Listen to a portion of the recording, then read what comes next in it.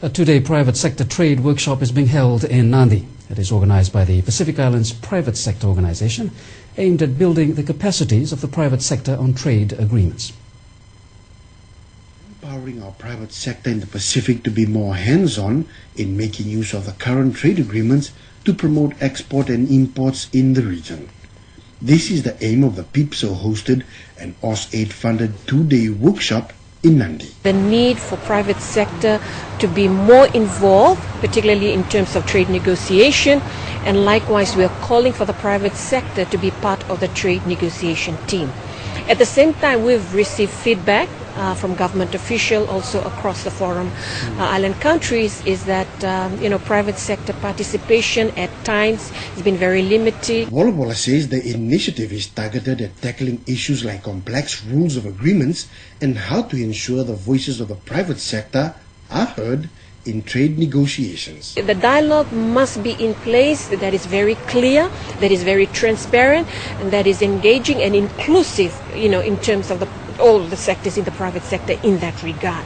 And they have to come, particularly for the government official, they need to come down to the private sector. If we say that the private sector is the engine for growth, then go down to the people that are really the engine.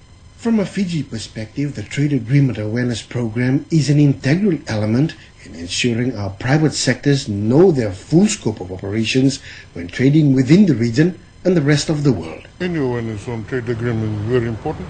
I think it's critical that private sector and public engage in terms of trade agreements, especially the renewal. I believe we have the Spartica TCF that's expiring in 2014. As you all know, the TCF is about 70 to 80% export to Australia and New Zealand. This trade agreement is very important. The two-day workshop has been facilitated by the University of Adelaide's Institute of International Trade, who have been the mainstay in empowering and educating the 14 island nations represented here. If we can help Fijian exporters to get into the Australian market and then reach 25 million people rather than just the smaller population of Fiji, Fiji benefits. And all good trade agreements, it's the smaller country that benefits more than the larger country, despite all the fears and the myths. That's what the data shows happens. Majimbale Tamana, Fiji One News.